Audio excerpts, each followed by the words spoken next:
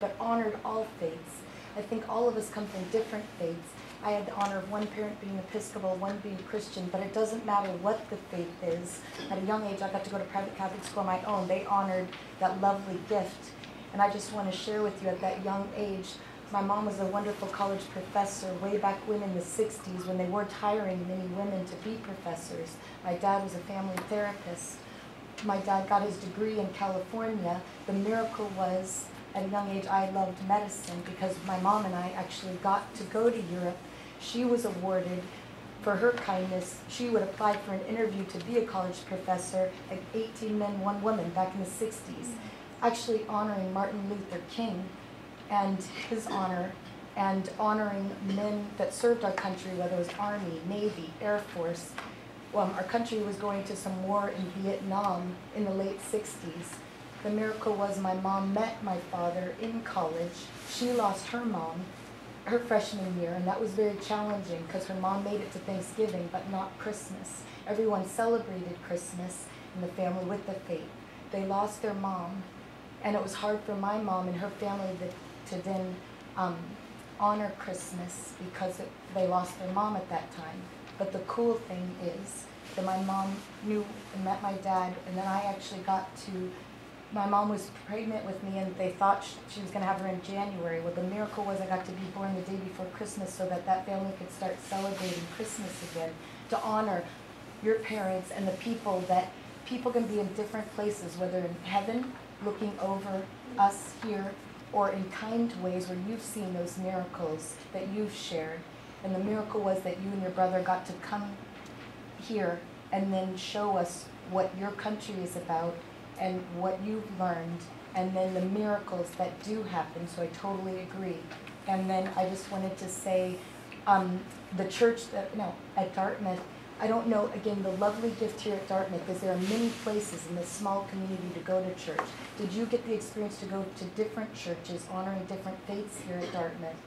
Did you get that opportunity? Because in medicine, I've been in medicine 20 years. I wanted to honor men that served our country and honor the man that asked for Vietnam to not continue going on. My mom was a professor way back when. Now I'm going to share this cool story because it was a miracle. Guess what? Got it. But I wanted to share. My mom got to be, My mom got to be a college professor. She honored a man that wanted to go to D.C., who had a wife and 2 children, to share, because he knew history, knew about the country, and felt it was concerning for all of our country to continue doing that.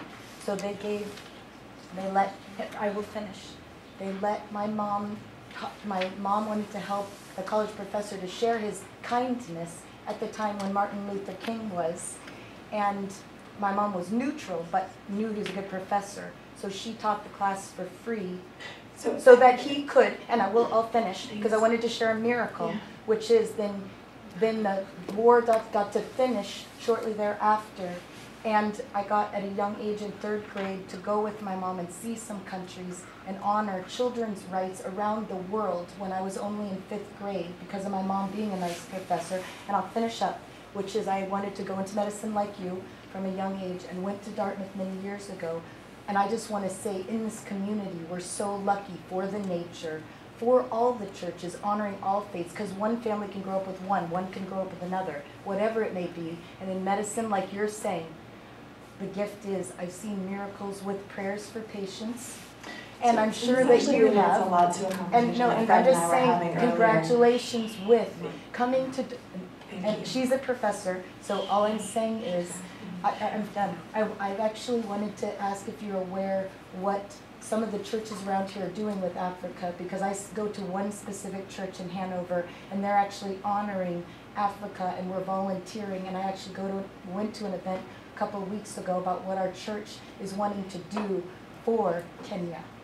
So I just wanted to check with you, did you go to different churches, or what did you experience from your faith as a student here? And then wanted to let you know there's a group of us that want to continue doing what you're sharing with us for you guys. Thank you. And I apologize, just wanted to share some miracles with you guys, all of you, for us to all be here together honoring you. Thanks for sharing. One of the funny things, you grew up in Kenya, and if you've never been to the US, somehow the images you see of America for the wars, some of the things we get from Hollywood. So you show up to the US and everybody is scared about, am I ever going to get people who pray in the US? But it was really neat to find, hey, this is a great college. There are people who are searching for faith and what they believe in. And it was really neat to find folks around here who are also strong in faith and help us to grow in faith. So I actually got to attend a number of churches, typically with my friends. We went to different churches around here, but even on campus there were lots of different churches and lots of different student organizations to enrich us in faith. We have, I'm curious to, if you want to connect with us, I passed out some of our materials here. Dr. Young, Alice Wabble, Lindsay, some of our Loala friends up here in the Northeast and around Hanover, they're still very active in terms of spreading the word about what we do. So I'm sure it would be nice for us to connect all at the end. And thanks for sharing. Yeah, great. Dr. Ochen, Yes. I'm really curious about what you and your brother see as the trajectories for your career. So you're a resident now in MedPeds at Vandy. Do you see, obviously I'm assuming that you will always be involved in healthcare in Kenya in some facility. Do you see yourself as practicing in Kenya or in the US or not seeing patients as your main role? I mean, a lot of the training in the US is not directly, if there aren't MRI machines and the treatments that we have here, it doesn't necessarily transfer as well. And on the flip side, we don't receive as good training in physical exam skills as perhaps your colleagues did who went to medical school in Kenya. You, somebody had to ask the $1 million question. That's a great question, and it's something that we continue to struggle with. And for me, I'm always praying to see kind of where God will lead me. So I'm finishing my 4th year of MedPeds. I'm debating, should I do a fellowship? Should I do something to pay my loans back? To kind of do this before I take off and go back to Kenya, if that's what I'm going to do. So all these are, I think it's a very interesting, challenging question. But my ideal job, if you ask me right now, would be to partner with a medical center here in the US and then one back in Kenya, such that, I love education, I like working with medical students, residents. So if there's a way in which I can participate in medical education, research, primarily if I could spend most of my time back in Kenya, whether it's going to be seeing patients or whether it's going to be teaching other doctors or other healthcare providers. But I think that's kind of where I am right now. When it comes to the practical issues of what to do next, that's kind of what I'm trying to figure out. Dr. Yang is sitting right behind you, and you did not mention becoming a professional soccer player. Yeah, I thought about that.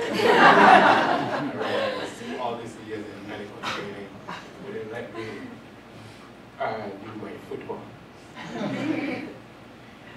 Two questions going back to your narrative. One, the wheelbarrow story. Have you been able to raise funds for any booths or other transportation to take people to higher medical care than you might be able to offer at the clinic? And then secondly, you mentioned the role of traditional birth attendants, and I'm wondering how you incorporated them other than as liaisons with the community.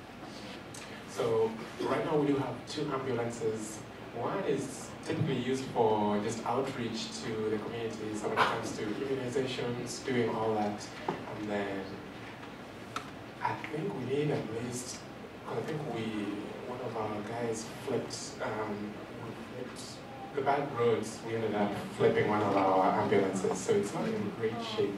So I think we need to have, it would be lovely to have another ambulance, but one of the cool things that we do is, when we have women who, one of the major problems we're dealing with is teen pregnancies.